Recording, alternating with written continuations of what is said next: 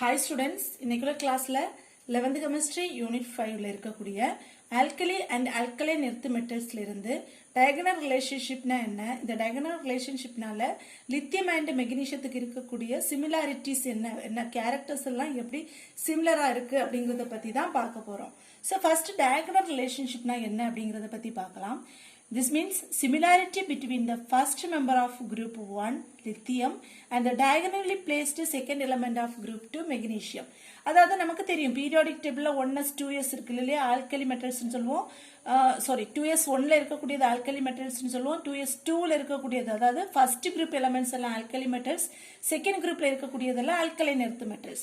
So alkali metals என்னலாம்னு பாத்தீங்கன்னா lithium, sodium, potassium, rubidium, cesium and francium சொல்லுவோம் இல்லையா. alkaline earth metals என்னலாம் இருக்கு, beryllium, magnesium, calcium, strontium, barium, radium. இதானது alkaline earth metals. So இது first group னு சொல்றோம், இது second group னு சொல்றோம். இப்போ என்ன சொல்லிருக்காங்கன்னா diagonal relationshipங்கிறது first groupல இருக்கக்கூடிய first element லித்தியமும் இதுக்கு diagonal-ஆ place-ஆ இருக்கக்கூடிய second groupல இருக்கக்கூடிய second element magnesium-த்துக்கு இடையில ஒரு relationship இருக்கு. என்ன relationship-னு பாத்தீங்கன்னா இதோட properties எப்படி இருக்குமா, ஒரே மாதிரி இருக்கும். So இந்த ப்ராப்பர்ட்டிஸ் எதனால இது ரெண்டுக்கும் அப்படி டயகனலா ஒரே மாதிரியான ஒரு ப்ராப்பர்ட்டி இருக்குங்கிறது பாத்தீங்கன்னா இது என்ன சொல்லியிருக்காங்கன்னா both have the similar size of an atom. லித்தியத்தோட ஆட்டத்தோட சைஸ் இல்லைன்னா இதோட ரேடியஸ் என்னன்னு பாத்தீங்கன்னா 0.766 angstrom radius of an lithium atom. ரேடியஸ்ங்கிறது என்னது, நியூக்ளியஸுக்கும் அவுட்டர்ல இருக்கக்கூடிய எலக்ட்ரானுக்கு இடையில இருக்கக்கூடிய டிஸ்டன்ஸ் தான் நம்ம என்ன சொல்லுவோம், ரேடியஸ் அப்படின்னு சொல்றோம். ஸோ அது 0.766 இருக்கு ஃபார் லித்தியம். நெக்ஸ்ட் மெக்னீஷியத்தோட ரேடியஸ் என்னன்னு பாத்தீங்கன்னா 0.72 ஆம்ஸ்ட்ராங். ஸோ 0.02 தான் என்னது இருக்கு, டிஃபரன்ஸா இருக்கு. ஸோ ரெண்டுமே சைஸ் ஆஃப் அன் ஆட்டம் சிமிலரா இருக்கிறதுனாலையும் ரெண்டோட எலக்ட்ரோ நெகட்டிவிட்டி வேல்யூ, அதாவது லித்தியத்தோட எலக்ட்ரோ நெகட்டிவிட்டி வேல்யூ 1.0, மெக்னீஷியத்தோட எலக்ட்ரோ நெகட்டிவிட்டி வேல்யூ 1.2. எலக்ட்ரோ நெகட்டிவிட்டினா என்னது, ability to attract shared pair of electrons. அந்த pair of electrons attract பண்றதுக்கு இருக்கக்கூடிய அந்த ஒரு எபிலிட்டியை தான் நம்ம என்ன சொல்லுவோம், எலக்ட்ரோநெகட்டிவிட்டி அப்படின்னு சொல்றோம். ஸோ லித்தியத்துக்கும் மெக்னீஷியத்தோட எலக்ட்ரோநெகட்டிவிட்டி வேல்யூவும் சிமிலரா இருக்கு. அதே மாதிரி ஆட்டத்தோட சைஸ்லயும் ரெண்டு சிமிலரா இருக்கிறதுனால தான் ஃபர்ஸ்ட் குரூப்ல இருக்கக்கூடிய ஃபர்ஸ்ட் எலிமெண்ட் லித்தியமும் செகண்ட் குரூப்ல இருக்கக்கூடிய செகண்ட் எலிமெண்ட் மெக்னீஷியமும் டயகனலி பிளேஸ்டா இருக்கக்கூடிய இந்த ரெண்டுக்கும் சிமிலாரிட்டிஸ் ப்ராப்பர்ட்டிஸ் எப்படி இருக்கும், சிமிலரா இருக்கும். அந்த மாதிரி ஒரு சிமிலாரிட்டி இருக்கக்கூடியது தான் நம்ம என்ன சொல்றோம்னா diagonal relationship அப்படின்னு சொல்றோம். சோ என்னெல்லாம் ப்ராப்பர்ட்டிஸ் ரெண்டுக்கும் சிமிலரா இருக்கு அப்படிங்கறத பத்தி பார்க்கலாம். So what are the similarities between lithium and magnesium அப்படிங்கறத பத்தி பார்க்க போறோம். So both first point என்னன்னா both lithium and magnesium are hard. நம்ம ஆல்ரெடி லித்தியத்தோடதும் அதர் எலிமெண்ட்ஸையும் கம்பேர் பண்ணும்போதே பார்த்திருந்தோம். அந்த ஃபர்ஸ்ட் குரூப் எலிமெண்ட்ஸ்லயே லித்தியம் ஹார்டா இருக்கும், அதர் எலிமெண்ட்ஸ் எல்லாம் ரொம்ப சாஃப்டா இருக்கும் அப்படின்னு பார்த்திருந்தோம். சோ அதே மாதிரியே செகண்ட் குரூப் வரும்போது மெக்னீஷியமும் ஒரு ஹார்ட் எலிமெண்ட்ஸ். சோ ரெண்டு ப்ராப்பர்ட்டி எப்படி இருக்கு, சிமிலரா இருக்கு அப்படிங்கறதா first property, first similarity. So second similarity என்னன்னு பாத்தீங்கன்னா both react slowly with water. லித்தியமா இருந்தாலும் சரி மெக்னீஷியமா இருந்தாலும் சரி வாட்டர்ல ரியாக்ட் பண்ணுறோம். அதிகமா வாட்டர் கூட அதாவது ரொம்ப ஸ்லோவா தான் என்ன பண்ணுவோம்னா ரெண்டுமே ரியாக்ட் பண்ணும். அதே மாதிரி அடுத்து என்னன்னா தேர் ஆக்சைட்ஸ், அதாவது லித்தியம் ஆக்சைடா இருந்தாலும் சரி மெக்னீஷியம் ஆக்சைடா இருந்தாலும் சரி மச் லெஸ் சாலிபிள்னு சொல்லியிருக்காங்க. இதோட ஹைட்ராக்சைடு கூட lithium hydroxide and magnesium hydroxide இது எல்லாமே எப்படி இருக்கும்னா much less soluble, ரொம்ப குறைஞ்ச அளவு தான் வாட்டர்ல டிசால்வ் ஆகும். and their hydroxides decompose on heating. அதாவது ஹைட்ராக்சைட்ஸ் அப்படிங்கிறது என்னது, lithium hydroxide and magnesium hydroxide. So இந்த ஹைட்ராக்சைட்ஸ் டீகம்போஸ் ஆகுது, எப்படி உடையுது, டீகம்போஸ் என்னது, உடையக்கூடியதா என்ன சொல்லுவோம், டிகம்போஸ் சொல்றது. ஹீட் பண்ணும்போது இது ஸ்பிளிட் ஆகுது, இல்லைன்னா உடையுது, புரியுதுல்ல. அதாவது செகண்ட் ப்ராப்பர்ட்டி இல்லைன்னா சிமிலாரிட்டி என்னன்னு பாத்தீங்கன்னா ரெண்டுமே வாட்டர் கூட ரொம்ப ஸ்லோவா தான் ரியாக்ட் பண்ணும், லித்தியமா இருந்தாலும் சரி மெக்னீஷியமா இருந்தாலும் சரி. அதுக்கப்புறம் என்ன சொல்லியிருக்காங்கன்னா lithium oxide and magnesium oxide அதே மாதிரி lithium hydroxide and magnesium hydroxide எல்லாமே சாலிபிலிட்டி பாத்தீங்கன்னா ரொம்ப லெஸ் சாலிபிளா இருக்கும். அதே மாதிரி lithium hydroxide and magnesium hydroxide எடுத்தோம் அப்படின்னா ஹீட் பண்ணும்போது இது உடைஞ்சு போகுது, அது டீகம்போஸ் ஆகுது அப்படிங்கிறதான். இப்போ ரெண்டுக்குமே ஒரே மாதிரியான ப்ராப்பர்ட்டி இருக்கிறதா நம்ம என்ன சொல்லுவோம், சிமிலாரிட்டி ப்ராப்பர்ட்டி அப்படின்னு சொல்றோம். ஸோ தேர்ட் சிமிலாரிட்டி என்னன்னு பார்த்தீங்கன்னா போத் ஃபார்ம் நைட்ரேடு. லித்தியம்ங்கிறது லித்தியம் நைட்ரஜனை கூட ரியாக்ட் பண்ணி லித்தியம் நைட்ரேடை ஃபார்ம் பண்ணும். அதே மாதிரி மெக்னீஷியம் நைட்ரஜன் கூட ரியாக்ட் பண்ணுச்சு அப்படின்னா மெக்னீஷியம் நைட்ரேடு Mg3N2. இப்போ இது எப்படி எதனால L3N அப்படின்னு வந்துச்சுன்னா நமக்கு தெரியும் லித்தியத்தோட வேலன்சி எவ்வளவு, லித்தியம் வேலன்சி 1 போடலாம், நைட்ரஜனோட வேலன்சி 3. ஸோ இதை கிராஸ் மல்டிப்ளை பண்ணும்போது என்ன வரும், லித்தியம் 3 நைட்ரஜன் 1.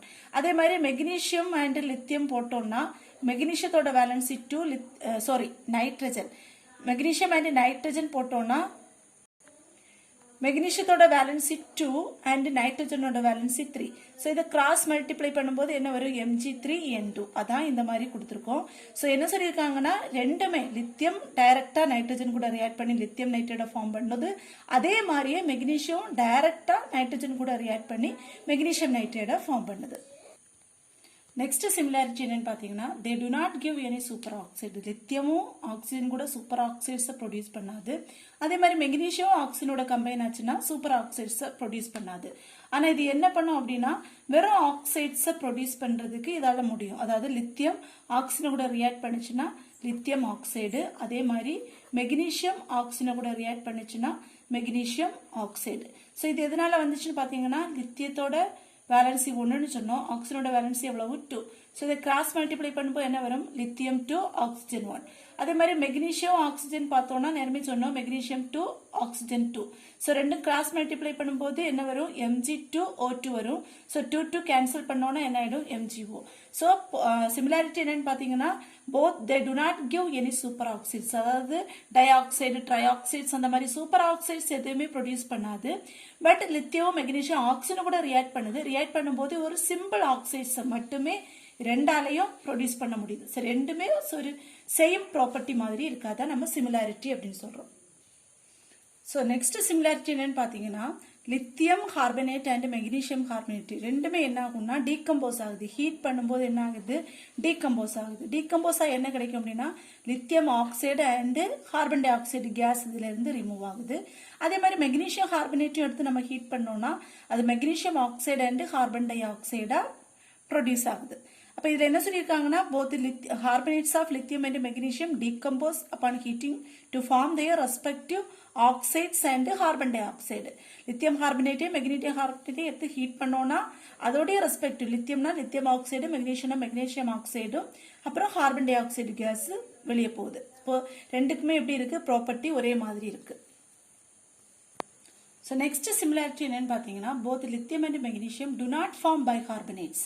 என்ன சொல்லியிருக்காங்க, ஆக்சிஜன் கூட ஆக்சைட்ஸ் ஃபார்ம் பண்ணுது, ஆனால் இது என்ன செய்யாதுன்னா பைகார்பனேட்டை ஃபார்ம் பண்ணாது. பைகார்பனேட்டுங்கிறது என்னது, லித்தியம் ஹைட்ரஜன் கார்பனேட், அதே மாதிரி மெக்னீஷியம் ஹைட்ரஜன் கார்பனேட், இதான் நம்ம என்ன சொல்றோம் பைகார்பனேட்ஸ். ஸோ லித்தியம் பைகார்பனேட்டையும் ப்ரொடியூஸ் பண்ணாது, அதே மாதிரி எதுவும் பண்ணாது மெக்னீஷியம் பைகார்பனேட்டும் ப்ரொடியூஸ் ஆகாது. அப்படிங்கிறதா இது ரெண்டுக்கு இருக்கக்கூடிய another one similarity. So last similarity என்னன்னு பார்த்தீங்கன்னா both lithium chloride and magnesium chloride are soluble in ethanol. Ethanol formula என்னது, C2H5OH. எத்தில் ஆல்கஹால் சொல்லலாம், இல்லை எத்தனால் சொல்லலாம். ஸோ போத் லித்தியம் குளோரைடு எடுத்தும் எத்தனாலில் டிசால்வ் பண்ணால் சால்யூபிள் ஆகும். அதே மாதிரி மெக்னீஷியம் குளோரைடு எடுத்தும் எத்தனாலில் சால்யூபிள் பண்ணோன்னா ஈஸியாக சால்யூபிள் ஆகிடும். And R டெலிக்யூசன்ட். டெலிக்யூசன்ட் அது ரெண்டுமே நீரை உறிஞ்சக்கூடிய ஒரு தன்மை ரெண்டுக்குமே இருக்கு. லித்தியம் குளோரைடுக்கும் இருக்கு, மெக்னீஷியம் குளோரைடுக்கு இருக்கு. அதுக்கப்புறம் என்ன சொல்லியிருக்காங்கன்னா they crystallises from aqueous solution as hydrates. ஹைட்ரேட்ஸ்னா என்னது, வாட்டர் கண்டென்ட்டாக இருக்கக்கூடியது. இப்போ லித்தியம் குளோரைடு எடுத்தோம்னு வச்சுக்கோங்க, இது கூட 2H2O ஆடாக இருக்குது அப்படின்னா நம்ம என்ன சொல்லுவோம், ஹைட்ரேட்டட் லித்தியம் குளோரைடு அப்படின்னு சொல்கிறோம். அதே மாதிரி மெக்னீஷியம் குளோரைடு எடுத்தோம்னா MgCl2, இதில் ஒரு 8H2O கண்டென்ட்டாக இருக்கும். ஸோ இந்த மாதிரி வாட்டர் மாலிகூல்ஸ் சேர்ந்து இருக்கக்கூடியதான் நம்ம சொல்லுவோம் hydrated lithium chloride and hydrated magnesium chloride. So இது ரெண்டையுமே நம்ம என்ன பண்ணுறோம், சப்போஸ் ஹீட் பண்ணோம் அப்படின்னா இதில் இருக்கக்கூடிய வாட்டர் மாலிகூல்ஸ் எல்லாம் ரிமூவ் ஆகி இது கிறிஸ்டல்ஸாக ஃபார்ம் ஆகுறதுக்குள்ள ரெண்டுக்குமே கிறிஸ்டலாக ஃபார்ம் ஆகுறதுக்குள்ள ஒரு ப்ராப்பர்ட்டி ரெண்டுக்குமே இருக்குது. ஸோ இதான் என்னது லாஸ்ட் சிமிலாரிட்டி. அப்போ ரெண்டுமே என்ன செய்யாது, லித்தியம் குளோரைடாக இருந்தாலும் சரி மெக்னீஷியம் குளோரைடாக இருந்தாலும் சரி எத்தனால்ல சாலிபிள் ஆகும் அண்ட் ரெண்டுமே வாட்டர் அப்சர்வ் பண்ணக்கூடிய ஒரு ப்ராப்பர்ட்டி இருக்கு. அப்புறம் ரெண்டுமே கிறிஸ்டல்ஸா ஃபார்ம் ஆகும். அதோட ஹைட்ரேட்டட் சொல்யூஷன்ல இருந்து ரெண்டுமே கிறிஸ்டலா ஃபார்ம் பண்ணக்கூடிய ஒரு சிமிலாரிட்டி இருக்கு. ஸோ இப்போ பார்த்தது எல்லாமே சிமிலாரிட்டி பிட்வீன், அதாவது லித்தியத்துக்கு என்ன ப்ராப்பர்ட்டி இருக்கோ அதே ப்ராப்பர்ட்டி மெக்னீஷியத்துக்கு இருக்கு. ஸோ இதை நம்ம என்ன சொல்றோம்னா similarity between lithium and magnesium.